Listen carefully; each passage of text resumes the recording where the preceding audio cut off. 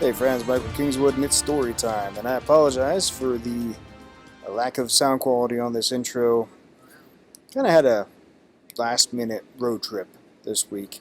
Um, we went back and forth as to whether we were going to do it now or do it later, but with chicanery going on, and said, hey, you know what, let's just go. So I'm recording this from the hotel. Every other thing I've done for this week's podcast has already been recorded except for this intro. And I got to get it done, and I forgot my mic, so sorry for the bad audio quality on this one. Hopefully you can deal with it. The chapter's good after this, and we'll get back to the rest of it next week. Until then, enjoy. Talk to you next time. Chapter 47 Gagarin Station. Carlton parked the company car in its spot outside the hangar and turned off the engine. But instead of getting out, he sat there, staring at the building. He was not sure how long he sat there. He normally kept the chronometer function of his data device turned off because he was still not used to the text perpetually hovering there in his vision. And he didn't care. He'd done his best to treat this morning like any other. He got up at the usual time, went for his morning jog, had a hearty breakfast, and drove leisurely back to the airfield, just as he would, and as he always had, during any training flight. But try though he might, the butterflies were now threatening to burst out of his stomach like the alien creature in that ancient screenplay a buddy of his found way back when. This was no ordinary day. No amount of pretending would make it that way either. Up until now it had all been fun and games. Sure, he had pulled a fast one on the company, but all that had really done was net him a few extra hours in the cockpit. Hell, that shell company, it could have been real for all Carlton knew, had even paid for the fake trial students' lessons, so it was not like it had cost Delta any money. Now, though, the shit got real. If he got on that craft and piloted it up to Gagarin with Joe and her friends on board, that was it. Yeah, he had a cover story built into the plan. Joe had made sure of that, but even he could see it was flimsy. The NSA would see right through it. But would they be able to prove it? Carlton snorted at his own thought. The NSA did not need proof, not for something like this. There would be no arrest, no trial. That would blow the whistle on the whole thing. Most likely, he'd just vanish. And maybe Allison and the boys as well. Right then, Carlton almost started the car back up with the intention of going to the admin building and blowing the whistle on the whole damn thing. Let Joe and Malcolm fry, and to hell with those alien eggs. They were not his problem. But the image of Allison's face, the disapproval and contempt in her eyes when she learned what he had done, and she would, gave him pause. He had given his word to Joe, to Allison, and, damn it all, they were both right. This needed to be done. Carlton just hated being the one to do it. Some time later, he inhaled deeply and flung the car door open, then stepped out. It was time to get it done. The pre-flight check of the craft's exterior was routine. The engine outlets, vertical stabilizers, ailerons and flaps on the wings, orbital maneuvering jets, and docking apparatus were all in good shape, as expected. That much was good. Joe and her pals had at least not made much of a mess. Carlton smirked slightly and keyed open the crew access hatch, then waited while it opened and the boarding ladder rolled out, smooth as silk. Then he climbed up and began his check of the interior. As normal, he gave a quick sweep of the passenger compartment, empty, as to be expected on this flight, and then proceeded on to the cockpit.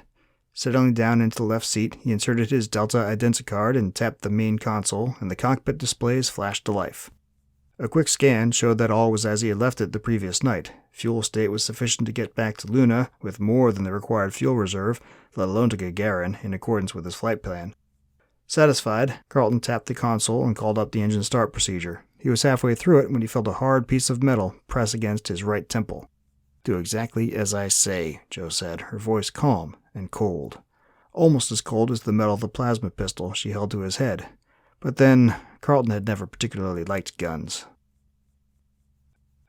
The atmosphere outside the cockpit windows changed quickly, from a normal sky blue to navy blue and then to black as the craft propelled itself upward into orbit. Carlton focused on that and on his instruments and tried to ignore the fact that Joe had not taken the pistol off him since she first joined him in the cockpit. Oh, she had taken it away from his temple. She had to, so he could don his headset and talk to flight control. And she had settled down into the co-pilot seat, but she had kept the gun leveled on him the whole time. She had to, of course. Every aspect of the flight was recorded, from power up to power down, by recorders within the craft systems and by audio and visual recorders in the cockpit and passenger compartments. It would not do to make it look like Carlton was anything but her hostage, doing her bidding against his will, or he'd be screwed in the post-incident investigation. And there surely would be one. Concealing the fact that she had gotten up to Gagarin with her prize in his craft would be nigh on impossible. At least this way allowed a slim chance that he would not share in the blame. Yeah, right. Then pigs would launch themselves into orbit. "You're not going to get away with this, you know that," Carlton said, trying his best to look and sound nervous, but not out of control. "Security will nab you as soon as we dock." "Let me worry about that," Joe growled and waggled the gun at him. She was overdoing it a bit. He rolled his eyes. "Put the gun down, Joe. We both know you're not going to shoot me." She glared at him. "We do? I can fly out of this crate too, you know." He snorted. "When's the last time you logged an hour in a pilot seat? 15 years? He glanced sidelong at her. "Longer?" Joe's lips compressed into a scowl, and she did not respond. She also did not lower the gun. The console beeped, and Carlton glanced down. The display told him what he already knew from the lack of G-forces. Orbital insertion was complete, the main engines were secured, and the orbital maneuvering thrusters were powering up. Right on schedule. The familiar feeling of freefall began to register in the pit of his stomach as the craft coasted along on its low Earth orbit trajectory. It was strangely calming, that little bit of queasiness. Carlton had lived with it, off and on, for most of his life. It was like an old friend, in a way. This was no time to be enjoying zero Gs, though. There was work to do, and a hostage role to play. Carlton tapped the command to execute the burn that would place them on an intercept trajectory with Gagarin Station and paused, his hand poised over the execute touch button. He turned his gaze on Joe again. "This is nuts, Joe. Think about what you're doing. I haven't deviated from my flight plan. There's no need for anyone to know what's happening here. Put the gun away. We can forget the whole thing. I'll figure out a way to get you back from Luna quietly. Honest. Mum's the word. I'm not alone." Carlton dropped his jaw open, affecting surprise, but Joe spoke again before he could retort. "And even if I was, we both know that what you said is not true. You're supposed to have an under instruction. Where is he?" Carlton winced and looked away. "That's not really a deviation," he began, but stopped when Joe snorted loudly. Rolling his eyes, Carlton said, "She got space sick yesterday and bailed." In spite of his situation, he shook his head and snorted out a half chuckle. "You believe that? Kid never even bothered to go up but once before signing up for orbital flight training. Now she's out a bunch of credits and I've wasted a lot of time." He sighed. "But that's why they call them trial training flights. It separates the serious from the wannabes." He looked back at Joe and his momentary mirth fled. "Don't try to deflect the subject. What do you hope to accomplish with this?" Joe just continued to stare at him. She made a little gesture with her gun toward the execute touch button. Carlton sighed and hit it. The console beeped in response, and the orbital maneuvering thrusters fired for a long several seconds before cutting out. On the navigation display screen, the craft's orbital track updated to reflect its new heading toward Gagarin. Estimated time of arrival, 50 minutes. It was going to be a long flight. Every time he made an approach to Gagarin, or any of the other geosynchronous space docks, Carlton found himself unable to not stare in awe at the sheer size and complexity of the thing. A starliner was one thing. Pericles was about 2.5 kilometers long, and she was an older model, smaller than the new Gorshkov class that had started rolling off the lines while he and Allison were on Gliza the last time. But big as starliners were, the station dwarfed them. Large enough to dock a dozen starliners at once, with room left over for smaller private transports aplenty, and a special section for military vessels. The station was probably 40 or 50 kilometers long. The thing could easily be mistaken for a small moon, if one was not looking too carefully.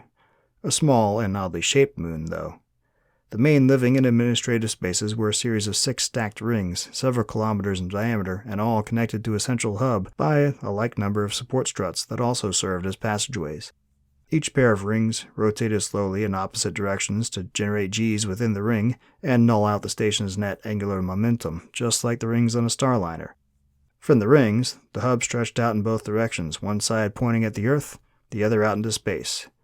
The Earth side of the hub contained the station's reactor complex and planetary communications gear. The other side contained the docking facilities and was considerably larger. The mooring apparatus was arranged radially, with 4 starliner-sized ships able to dock on each level. The arrangement was ingenious, great clamps with 4 passages that locked into the ships from the bow and stern, linking up with each of the 4 airlocks in the starliner's rings. The clamps themselves were mounted on drives that turned them, and the rings they were attached to, in order to generate Gs within the ships and the transition area on the station. That made loading and unloading cargo and personnel significantly easier. Looking up as they approached, Carlton could make out a number of starliners moored there. The sight made him heartsick for a moment. He loved his life and his job planetside, but there was something about just blasting away to see what lay out there among the stars. What the hell are you thinking? Carlton glanced over to the cockpit seat where Joe sat. She was no longer watching his every move, but she still held the pistol pointed squarely at him. She was good at this. He almost forgot for a moment that it was all just an act. At least for her part. The closer they came to Gagarin, though, the more it felt like he really was the prisoner, the hostage. He had been roped into this by her, by Allison. And they did have a point, but damn it, it was so much to risk. After this, he may as well dream of flying using his own 2 arms as ever think about seriously getting back aboard a starliner, or doing anything at all that did not involve the inside of a prison cell, if he was lucky. You gave your word. And that was why he had even blasted off with Joe aboard. But now, just moments away from the intercept point where station control would take over and guide the craft into its designated docking bay, that suddenly did not seem like a good enough reason. Allison's thinking with her heart. You need to think with your head. For both of us. He hated thinking what he was thinking. But it was the only thing that made sense. Carlton glanced at Joe again. She was looking upwards and to the right. He followed her gaze and saw a lone starliner docked on level 3 of the mooring rings. Agrippa, he was sure. She was distracted. It was now or never. The craft's transponder controls were to his left, from Joe's perspective behind the control stick. Slowly, so as to not draw her attention with an obvious movement, he moved his hand from the stick to the controls. Carlton swallowed, hesitated. Either way, there's no going back after this one. Drawing a quick breath, he changed the code entered into the transponder from 2570, which is what the traffic control had assigned him, to 7500. His craft had officially been hijacked. Chapter 48. Welcome Wagon. The craft rotated 90 degrees, and Joe had to brace herself for a moment against the sudden acceleration. There was always the worst part, the final docking. Station control's guidance systems were always more jerky than when a pilot was running things himself, or even when the onboard autopilot handled ship's guidance. Someone must have left out consideration for the crew and passengers when he designed that algorithm. No doubt that designer had never been on a small transport craft, or cared about much except getting the code completed ahead of schedule so he could get the bonus stipulated in his contract. Definitely a government operation. Beside her in the cockpit, Carl winced as the thrusters fired to arrest the craft's rotation. Hate this part, he muttered. Joe worked hard to keep an amused grin from her face. Shut up, she said. She still had to be in character, for his safety. Carl shot her a withering glance. He was good at this game. Too bad they would never be able to sit down over a drink and reminisce over this one. It would have been a good story to tell. The craft lurched as the docking apparatus locked on from above. Then the only sensation was that of a small forward acceleration as the mechanism overhead began to pull them into the waiting hangar bay. Unlike larger ships which could not be accommodated in a bay, orbital transport craft like Carl's were always docked within one of hundreds of bays in the station's administrative support rings. It made onload and offload easier, with G's in place and an atmosphere to breathe. It also made for less of a jarring transition for the planet-bound who traveled to and from the surface of the planet below. For the purpose of this trip, their hangar bay assignment was ideal, number 657 on the uppermost ring, closest to the Starliner mooring facilities. The less real estate she and her team had to cross with the incubator, even bundled up so as to look like just another piece of cargo, the less chance they would be waylaid. The craft came to an abrupt halt, and a humming sound reverberated through the hull as the hangar bay's doors slid shut behind them. Then came a louder hiss as atmosphere, not Earth normal, but breathable for a good long time without bad side effects, flooded into the bay. Then the craft slowly lowered to the bay floor, and the grapple released them and retracted into the docking mechanism proper, where it remained housed in the ceiling directly over the craft. "Well," Carl said, eyeing her with thinly veiled contempt, "we're here." Joe frowned and shook her head, but kept the pistol pointed at him. "Sorry it had to be this way, Carl," she said. In truth, there was no other way to have it, not without jeopardizing his safety, but she hated having their last interaction play out this way, feigned or no. Because it would be their last interaction, ever. Whether she was successful or not, whether she got the eggs onto Agrippa and away, whether the aliens killed her or not, whether she returned victorious to Earth, he would not be alive to see it. Joe found herself biting back preemptive tears for the loss of such a dear friend. Carlton's only reply was a cynical smirk. Joe waggled the pistol at him. "You first." He complied, getting up from his seat and leading the way back into the small passage between the cockpit and the passenger compartment, where the crew access hatch allowed ingress and egress. Past his shoulder, Thomas, Grant, and Malcolm were on their feet at the front of the passenger compartment waiting to get moving. Carlton feigned shock at Malcolm's presence. "Malcolm," he gasped. "How? Why?" He looked between Joe and the once dead man and managed to look convincingly dumbfounded. She never knew he was such a good actor. "It's a long story, Carl," Joe said. "Hey, we don't have time for it. Open the hatch, then I must apologize, but we're going to have to tie you up and leave you here." Carl reached out and activated the hatch controls at Joe's command, but froze at the mention of tying him up. He'd been frowning for most of the last hour. Now he was really frowning. Carl shook his head, but before he could say anything, Grant sprang at him from behind. In seconds, the brawny Aussie had Carl pinned to the floor. Less than a minute later, Carl was back on his feet, his hands bound behind him with zip ties. He worked his jaw slowly, his frown now an all-out scowl. "I'm sorry, Joe," he said softly. That took her by surprise. What did he have to be sorry for? A moment later, she found out. Through the open access hatch, the thud of booted feet running carried, followed by a terse shout in a deep baritone. "The craft is surrounded. Release the crew and come out with your hands up." The shouted command was like a smack across the face. Joe had to stop herself from cringing away from the force of it. How? She gave Carl a forceful look, the one she knew from experience would break even the hardest of space dogs from their silence. "What did you do?" Carl met her gaze for a moment, but that was all, before turning his eyes to the floor of the craft. "I tuned the transponder to the hijacking code." "Son of a bitch," Thomas growled through gritted teeth. He looked ready to kill Carl right then and there. His brother looked the same, and Malcolm was not far off. Joe could sympathize, but she was in command. She had to remain cool, in control, if they were going to get out of this with their skins intact, let alone if they were going to accomplish the mission. "Why, Carl? You're going to go free on your own way. There was no reason." His snort cut her off. He looked back up at her fiercely, his eyes narrow and burning with a deep anger. "Like hell. If I didn't turn you in, they'd find out. They'd know sooner or later." Joe opened her mouth to protest. They had given him all the cover he would ever need, but he beat her to it. "You're leaving, Joe. I have to live here. I'm not going to do it as a fugitive." He looked away again, but Joe could tell it was more out of defiance than from shame. "I won't do that to Allison or my boys." It stung. More than that, it filled her with a fury that she had seldom felt before, and even then, not in years. But he was right. It was dreadfully unfair of her to ask this much of him. She could run roughshod over the law because she was leaving. Malcolm, too.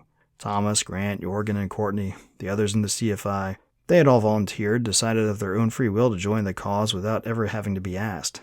Carl and Allison, though, they were content to live their lives in Boston and neither bother nor be bothered, until she had imposed on them.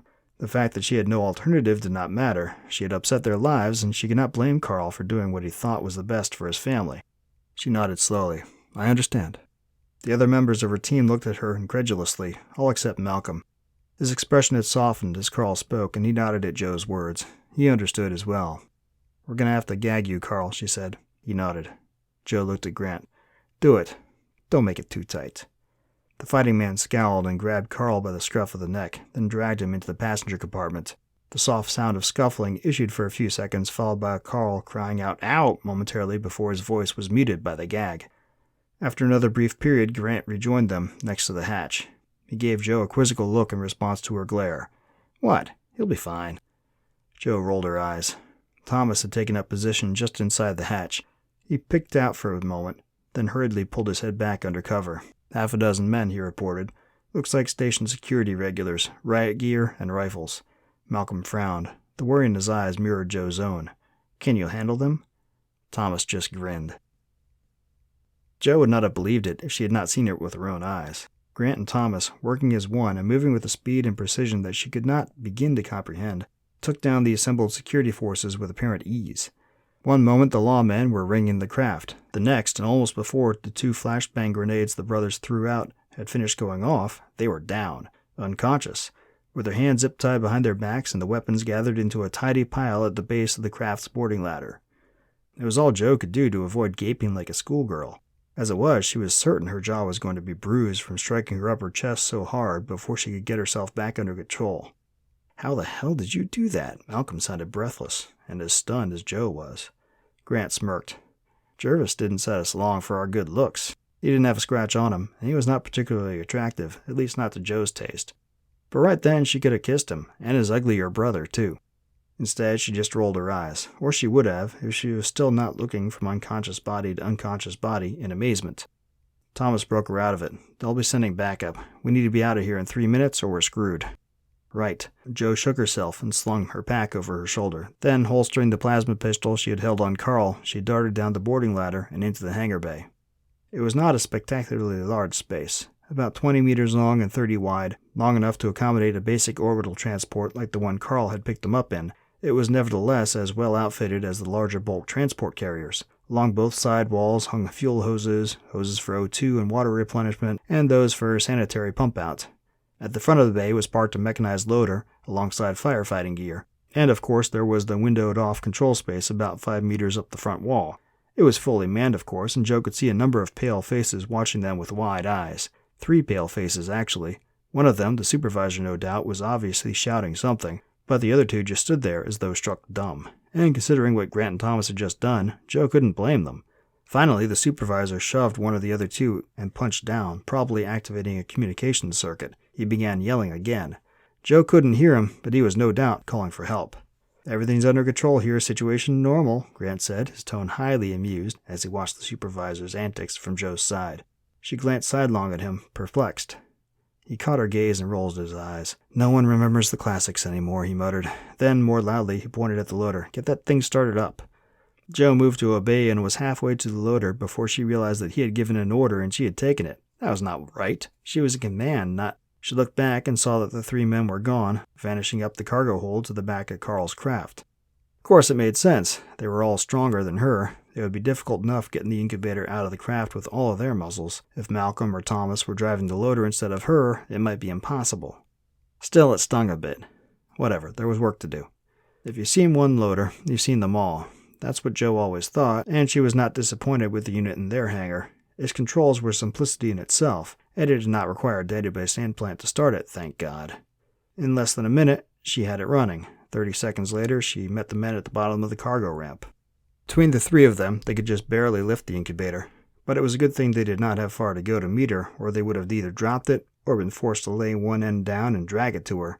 Jo had no idea how delicate the incubator's innards were. Not very, she would wager, based on how well it had kept running through the abuse the lab rats had put it through, but she knew enough about complex mechanisms to know they were designed to function at a certain attitude, and if you tipped them over or left them at a bad angle for long enough, that would cause trouble. It was a moot point now, though. After another few seconds of moaning and groaning, along with a goodly number of curses from all 3 men, they had the thing secured into the loader's twin arms. There was no time for the wicked to rest on their laurels, though. No sooner had they gotten the incubator squared away than Thomas and Grant hurried over to the main hatch leading into the station's innards. Malcolm paused only to pick up a pair of plasma rifles from the small pallet at the bottom of the boarding ramp. He handed one to Jo and shouldered the other. They ran to follow the 2 brothers. Jo put the loader in gear and floored it. The damn things were not all that fast, but she easily caught up to the men as they ran down the adjoining passage toward this level's central corridor. From there, it should not be too far to the access tunnel to the station's central hub, where further transport lifts would take them to mooring level 3, where Agrippa was docked. It was all coming together. They just needed their luck to hold out a little bit longer.